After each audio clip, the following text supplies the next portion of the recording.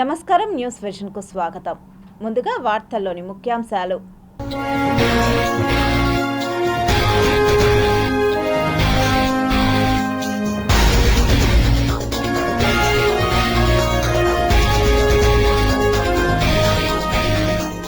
గోవా గవర్నర్గా అశోక్ గజపతిరాజు ప్రమాణ స్వీకారం. దర్బార్ హాలులో బాధ్యతల స్వీకరణ.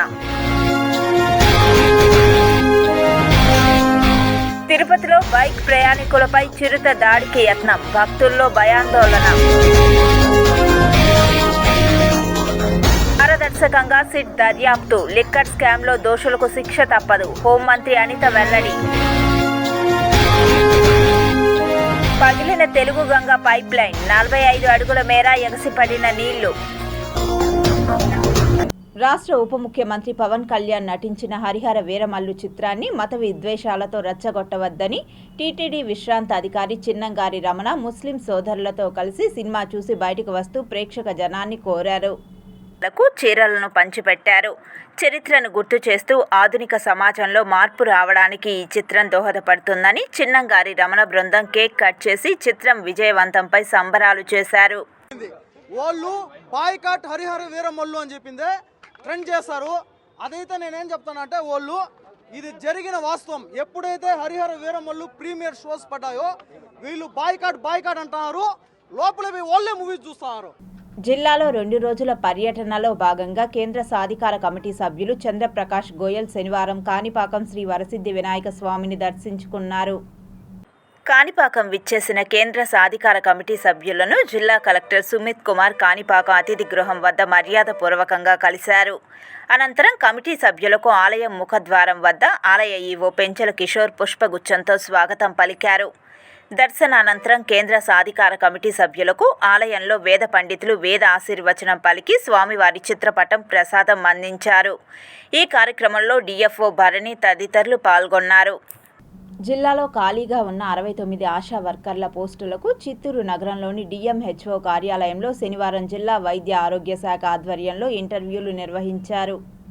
చిత్తూరు జిల్లా వ్యాప్తంగా 69 ఖాళీలకు గాను 174 మంది అభ్యర్థులు దరఖాస్తు చేసుకున్నట్లు జిల్లా వైద్య ఆరోగ్య శాఖ అధికారి డాక్టర్ సుధారాణి తెలిపారు. ఈ సందర్భంగా మీడియాతో ఆమె మాట్లాడుతూ ఇంటర్వ్యూకు హాజరైన వారితో ఇంటర్వ్యూలు నిర్వహించి అర్హత ఉన్న వారికి పత్రాలను అందిస్తామని తెలిపారు. ఈ ఇంటర్వ్యూలు పారదర్శకంగా నిర్వహిస్తున్నామని అన్నారు. ఆశా పోస్టులని నింపడానికి మనం రిక్రూట్మెంట్ సర్టిఫికేట్ వెరిఫికేషన్ అనేది జరుగుతుంది. 69 పోస్టులకు గాను మాకు 174 అప్లికేషన్స్ వచ్చాయి. కార్గిల్ విజయోత్సవ దినోత్సవాన్ని పురస్కరించుకొని చిత్తూరు నగరంలోని అమరవీరుల స్తూపం వద్ద మాజీ సైనికులు శనివారం ఘనంగా నివాళులర్పించారు. చిత్తూరు జిల్లా మాజీ సైనికుల అధ్యక్షులు రాజన్ మాట్లాడుతూ భారతదేశం స్వేచ్ఛా వాయువుల కోసం అహర్నిశలు దేశ సరిహద్దుల్లో కాపలా కాసి దేశం కోసం అమరులైన యుద్ధ వీరులను స్మరించుకోవడం ఎంతైనా అవసరమని అన్నారు. కార్గిల్ యుద్ధం జరిగి సుమారు 24 సంవత్సరాలు పూర్తయిన సందర్భంగా కార్గిల్ అమరవీరులకు జోహార్లు అర్పిస్తున్నట్లు తెలిపారు. నగరంలోని మాజీ సైనికుల సంక్షేమ సంఘం ఆధ్వర్యంలో అధ్యక్షులు రాజన్, కార్యదర్శి రఘుపతి ఆధ్వర్యంలో చిత్తూరు గాంధీ విగ్రహం వద్ద నుంచి ర్యాలీగా ఎన్టీఆర్ ప్రైవేట్ బస్టాండ్ వద్ద ఉన్న జవాన్ స్తూపం వరకు ర్యాలీ నిర్వహించారు. అనంతరం కార్గిల్ యుద్ధంలో చనిపోయిన సైనికులకు జిల్లా మాజీ సైనిక సంక్షేమ శాఖాధికారి రాఘవుల ఆధ్వర్యంలో నివాళి అర్పించారు. అనంతరం యుద్ధంలో పాల్గొన్న మాజీ సైనికులకు సన్మానం చేసి అవార్డులను పంచిపెట్టారు. ఈ కార్యక్రమంలో మాజీ సైనికులు హరికృష్ణారెడ్డి, సురేంద్రబాబు, ఆనందనాయుడు, జయచంద్ర నాయుడు, పళని తదితరులు పాల్గొన్నారు.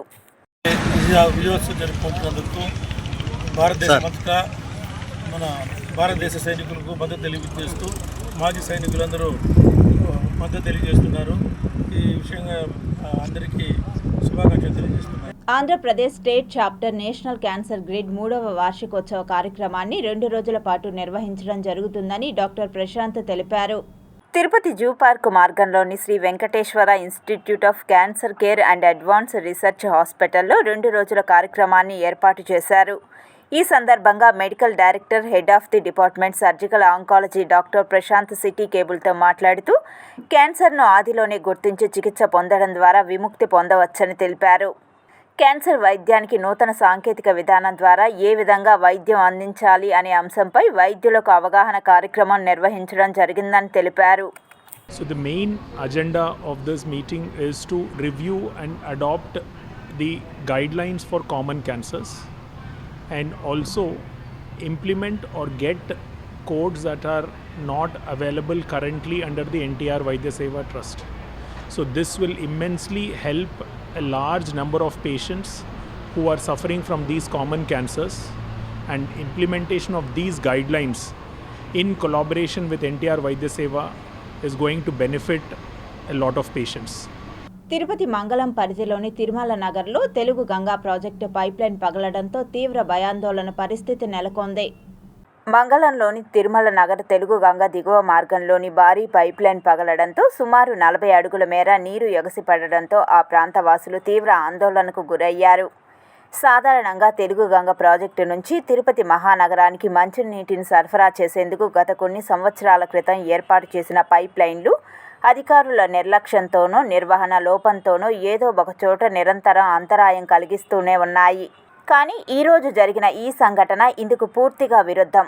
ఒక్కసారిగా భారీ పైప్లైన్ పగలడంతో ఆ రహదారిన వెళ్లే వాహక చోదకులతో పాటు సమీప గృహాల వారు, దుకాణాల వారు తీవ్ర భయాందోళనకు లోనయ్యారు.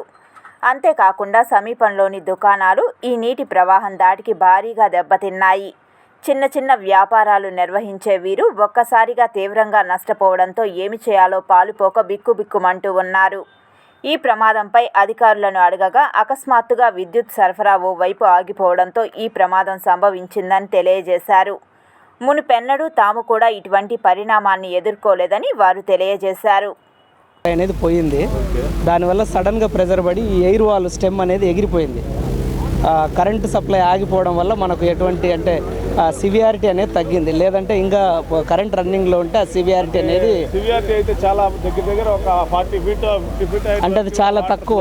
సప్లై ఉంటే ఇంకా 3 ఇంతలు దీనికంటే ఎక్కువ జరిగేది. ఇక్కడ ఈ సప్లై దానిపై స్లిప్ అవడంతో మనకి కొద్దిగా ప్రెజర్ తగ్గింది. అవునవును, దానివల్ల తగ్గింది. మేము వెంటనే రెక్టిఫై చేపిస్తాం.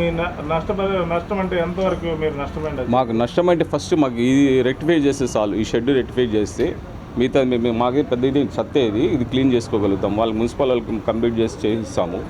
మాకు కావాల్సింది ఇది నివాసం లేదు. ఇప్పుడు మనకు మేము పని చేసుకునే వాళ్ళం. సుపరిపాలనలో తొలి అడుగు అనే కార్యక్రమం ద్వారా రాష్ట్రం అభివృద్ధితో పాటు ప్రజల సమస్యలను పరిష్కరించవచ్చని రాష్ట్ర వన్యకుల క్షత్రియ చైర్మన్, చిత్తూరు పార్లమెంట్ అధ్యక్షుడు సిఆర్ రాజన్ పేర్కొన్నారు.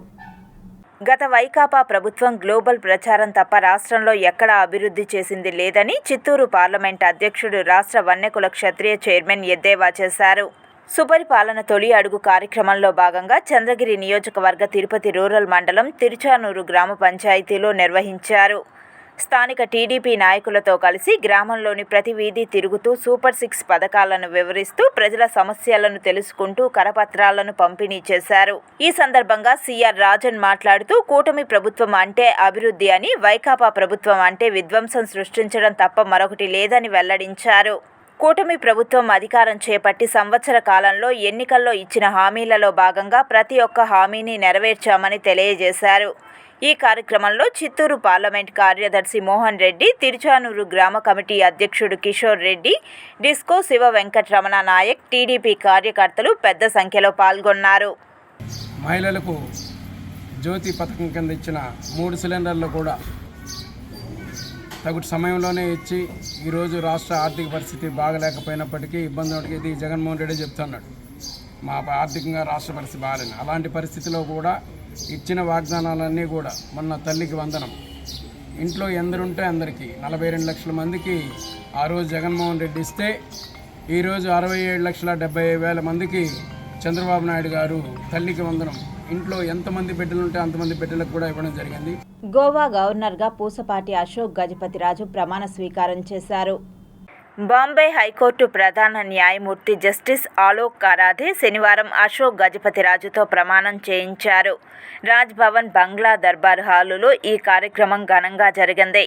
ఆ రాష్ట్ర ముఖ్యమంత్రి ప్రమోద్ సావంత్, మంత్రివర్గ సభ్యులు, ఏపీ స్పీకర్ అయ్యన్న పాత్రుడు, కేంద్ర మంత్రి రామ్మోహన్ నాయుడు, ఏపీ మంత్రులు నారా లోకేష్, సంధ్యారాణి, తెలుగుదేశం ఎంపీలు, ఏపీ బీజేపీ అధ్యక్షుడు, నేతలు ఈ కార్యక్రమానికి హాజరయ్యారు. ప్రమాణ స్వీకారం అనంతరం అశోక్ గజపతిరాజును గోవా అధికారులు పరిచయం చేసుకున్నారు. ముఖ్యమంత్రి ప్రమోద్ సావంత్ స్వయంగా పరిచయం చేశారు. అనంతరం మంత్రి నారా లోకేష్ గజపతిరాజుకు బొకే ఇచ్చి శాలువా కప్పి సన్మానించారు. తిరుపతి జిల్లా ఎస్పీ హర్షవర్ధన్ రాజు ఆదేశాలతో పనిచేస్తున్న పోలీస్ డ్రోన్ కెమెరాల పనితీరు మత్తు పదార్థాలు వాడే యువకుల ఆట కట్టిస్తూ వారిలో మార్పు తెప్పిస్తూ కుటుంబాల్లో వెలుగులు నింపుతున్నారు పోలీసు అధికారులు. తిరుపతి జిల్లా ఎస్పీ ఆదేశానుసారం ఈస్ట్ సబ్ డివిజన్ డీఎస్పీ పర్యవేక్షణలో ఎస్వీయు పోలీస్ స్టేషన్ పరిధిలో రైల్వే ట్రాక్లపై సెల్ఫీలు తీసుకుంటున్న యువకులను డ్రోన్ కెమెరాల ద్వారా గుర్తించి వెంబడించి పట్టుకుని కౌన్సిలింగ్ ఇచ్చారు. మరోసారి ఇలా జరిగితే చట్టపరమైన చర్యలు ఉంటాయని తల్లిదండ్రులను పిలిపించి యువకులను హెచ్చరించి ఇళ్లకు పంపించారు. గత వైసీపీ పాలకులకు మించి నేటి కూటమి ప్రభుత్వం అప్పులు చేస్తున్నదని, డబుల్ ఇంజన్ పాలన ట్రబుల్ ఇంజన్గా మారిందని, ఈ చేతగాని ప్రభుత్వాల వల్ల ప్రజలకు ఒరిగేదేమీ లేదని కాంగ్రెస్ నేతలు తులసిరెడ్డి, చిట్టిబాబు తదితరులు తిరుపతి ప్రెస్ క్లబ్లో విమర్శించారు. ఈ రెండు కూడా రాష్ట్రానికి రాకు కేతువులుగా దాపురించాయి. దొందే 14 లేసాలం ఉంటే ఇది సవతల పోరైపోయింది. జగన్మోహన్ రెడ్డి ఏమో అరచేతిలో వైకుంఠం చూపించి ఆయన వెళ్ళిపోయాడు. చంద్రబాబు నాయుడు అరచేతిలో కైలాసం చూపిస్తున్నాడు. జగన్మోహన్ రెడ్డి పాలనలో 5 ఏళ్ల పాలనలో ఈ రాష్ట్రాన్ని అప్పుల ఆంధ్రప్రదేశ్గా, అవినీతి ఆంధ్రప్రదేశ్గా, అరాచక ఆంధ్రప్రదేశ్గా, కాబట్టి మళ్ళా రాష్ట్రంలో సుపరిపాలన రావాలంటే, ఇందిరమ్మ రాజ్యం రావాలంటే, ఇంటింటా సౌభాగ్యం వెళ్లి విరియాలంటే మళ్ళీ రాష్ట్రంలో కేంద్రంలో కాంగ్రెస్ పార్టీ అధికారంలోకి రావాల్సిన చారిత్రక ఆవశ్యకత ఉంది. వాతావరణ మార్పులు, శ్రావణ మాస ప్రారంభ నేపథ్యంలో తిరుమలలో రద్దీ గణనీయంగా తగ్గింది. రాష్ట్రంలో విస్తారంగా కురుస్తున్న వర్షాల కారణంగా శ్రావణ మాసం ప్రారంభం కావడంతో మహిళలు ఎక్కువగా అమ్మవారి పూజలో ఉండడం వలన తిరుమల శ్రీవారి ఆలయానికి భక్తుల తాకిడి ఓ మోస్తరుగా తగ్గింది. సాధారణంగా వారాంతపు రోజులలో భక్తుల రద్దీ అధికంగా ఉండడం పరిపాటి. కానీ ఈ వారాంతం తిరుమలగిరిపైన భక్తుల తాకిడి భారీగానే తగ్గిందని చెప్పుకోవచ్చు. స్వామివారి దర్శనం కోసం భక్తులు కేవలం 12 కంపార్ట్మెంట్లలో మాత్రమే వేచి ఉండడంతో టోకెన్ లేని భక్తులకు కేవలం 8 గంటల సమయంలోనే దర్శనమయ్యే అవకాశం ఉందని టీటీడీ తెలిపింది. నిన్న స్వామివారిని 73,576 మంది భక్తులు దర్శించుకోగా 25,227 మంది భక్తులు స్వామివారికి తలనీలాలను సమర్పించారు. స్వామివారి హుండీ ఆదాయం 4.23 కోట్లుగా టీటీడీ ప్రకటించింది. మాజీ మంత్రి పుంగనూరు శాసనసభ్యులు పెద్దిరెడ్డి రామచంద్రారెడ్డి గన్మెన్ కాళేశాను తొలగించడం పట్ల వైఎస్ఆర్ కాంగ్రెస్ పార్టీ ఉమ్మడి చిత్తూరు జిల్లా అధ్యక్షులు భూమన కరుణాకర్ రెడ్డి చిత్తూరు జిల్లా ఎస్పీ మణికంఠ చందోలుపై ఆగ్రహం వ్యక్తం చేశారు. 2 రోజుల క్రితం సీనియర్ రాజకీయ నాయకులైనటువంటి పెద్దిరెడ్డి రామచంద్రారెడ్డి గారు తన కుమారుడు మిథున్ రెడ్డి రాజమండ్రి జైల్లో ఉన్న సందర్భంలో తనని కలవటానికి వెళ్తున్నప్పుడు 74 ఏండ్లకు పైగా వయసున్నటువంటి సీనియర్ సిటిజన్, అందులోనూ కూడా తనకు ఒక 2 నెలల ముందు చెయ్యి కూడా ఫ్రాక్చర్ అవ్వటం జరిగింది. ఆ జైలు ప్రాంగణానికి వెళ్ళటానికి ఇతరులకు అవకాశం లేని పరిస్థితులలో తనకు గన్మెన్గా ఉన్నటువంటి కాళేశ ఆ దిండు ఇంకొక వస్తువు ఏదో మోస్తున్నందుకు చిత్తూరు ఎస్పీ ఆ కాళేశాను సస్పెండ్ చేసినట్టుగా పత్రికల ద్వారా మనకందరికీ కూడా తెలియవస్తుంది. రామచంద్రారెడ్డి గారు తను అనుకుంటే 10 మంది సహాయకుల్ని పెట్టుకోగలిగేటువంటి వ్యక్తి ఆయన. అంటే ఆ సహాయకులను జైలు ప్రాంగణం వరకు వెళ్ళేటువంటి అవకాశం లేదు.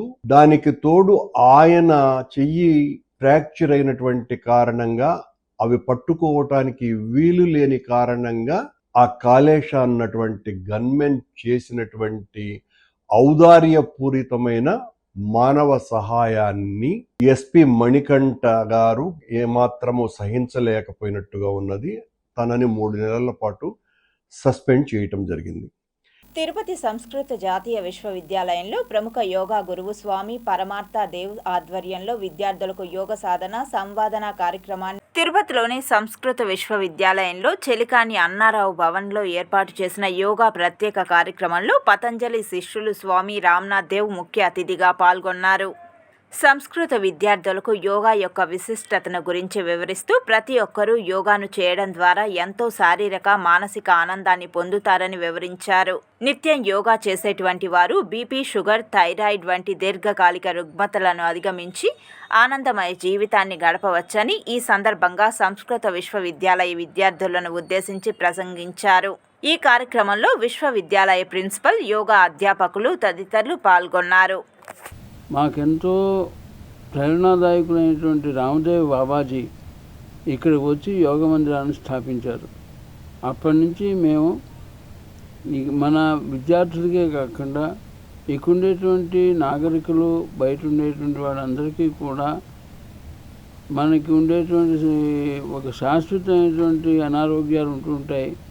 క్రానికల్ డిసీజెస్ అంటే షుగరు, బీపీ వగైరా వాటన్నిటినీ కూడా మన రెమెడీ ఇస్తున్నాం. బ్రవీమి కేవలం एतावत् एव निवेदनं करोमि यत् कोऽपि यदा प्रतिदिनं योगाभ्यासं करोति सा कदापि रुग्णः न भवति, न भविष्यति. संपूर्ण आरोग्यं. తిరుమల శ్రీవారిని పలువురు ప్రముఖులు దర్శించి మొక్కులు చెల్లించుకున్నారు. My name is Salai Zaki, the Australian Consul General to South India, and it was a real privilege today for me and some of the members of my team to come and have a darshan at the temple here.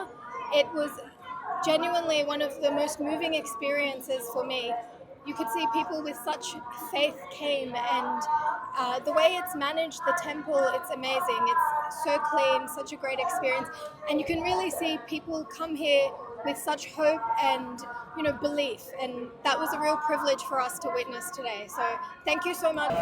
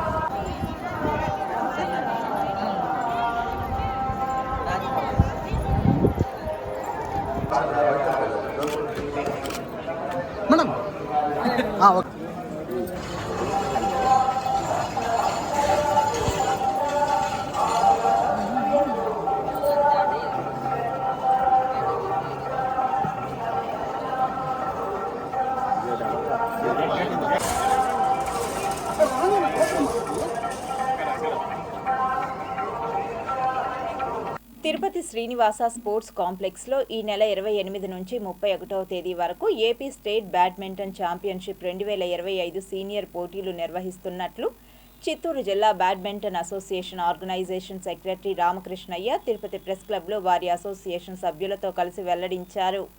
ఉమ్మడి చిత్తూరు జిల్లా badminton association ఆధ్వర్యంలో మరియు sports authority of Andhra Pradesh వారి ఆశీస్సులతో Andhra Pradesh badminton association వారి ద్వారా ఈ నెల 28 నుంచి 31 వరకు Andhra Pradesh state badminton senior men and women championship Srinivasa sports కాంప్లెక్స్లో జరుగుతుంది. ఈ పోటీలకు సుమారు 400 మంది ప్లేయర్స్ పార్టిసిపేట్ చేస్తున్నారు.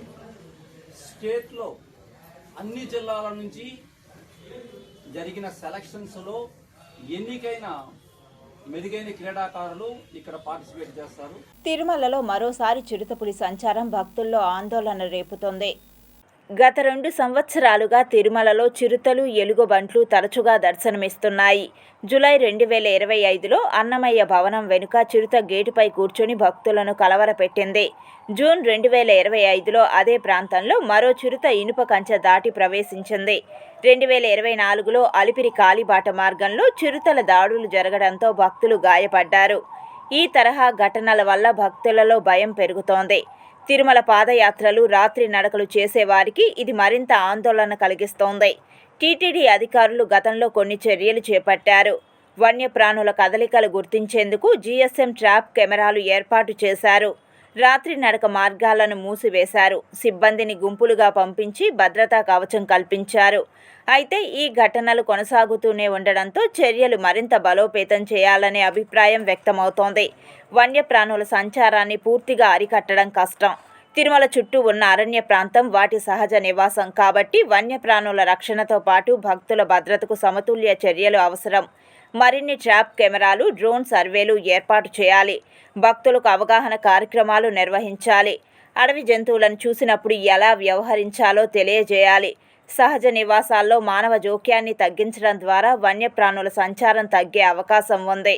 పట్టణాల నుండే కాదు, గ్రామీణ, మారుమూల గ్రామాల నుండి వినియోగదారుల హక్కుల పరిరక్షణ గురించి అవగాహన కల్పించడానికి జాతీయ వినియోగదారుల సమైక్య కృషి చేస్తుందని నేషనల్ చైర్మన్ అనంత శర్మ తెలిపారు. We have gathered here today through the two institutions, Consumer Coordination Council and Consumer Confederation of India. I am the National Chairman for All India Consumer Welfare Council, and we have gathered here to address the consumer, to make them aware basically as to what are the rights of the consumers. Narasannapeta పరిధిలో ఉన్నది.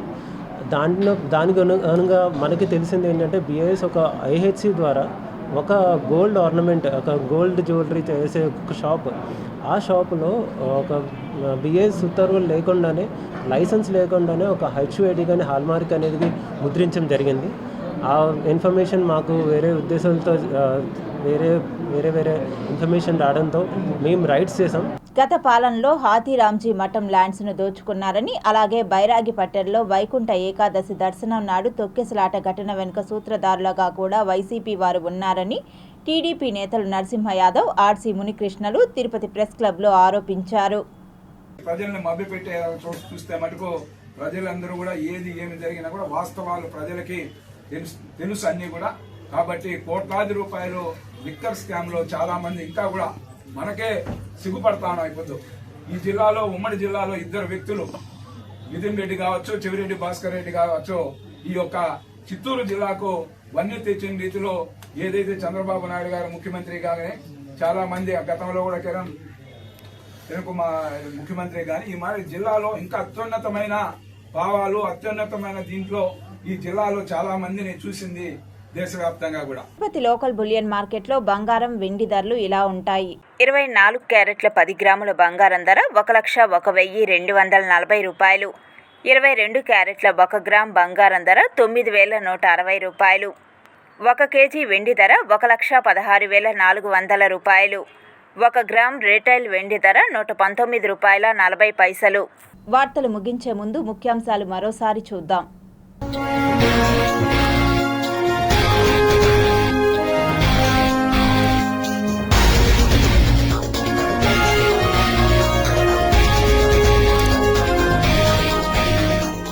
గోవా గవర్నర్గా అశోక్ గజపతిరాజు ప్రమాణ స్వీకారం. దర్బార్ హాలులో బాధ్యతల స్వీకరణ. తిరుపతిలో bike ప్రయాణికులపై చిరుత దాడికి యత్నం. భక్తుల్లో భయాందోళన. పారదర్శకంగా సిట్ దర్యాప్తు. లిక్కర్ స్కామ్లో దోషులకు శిక్ష తప్పదు. హోంమంత్రి అనిత వెల్లడి. పగిలిన తెలుగు గంగ పైప్ లైన్. 45 అడుగుల మేర ఎగసిపడిన నీళ్లు.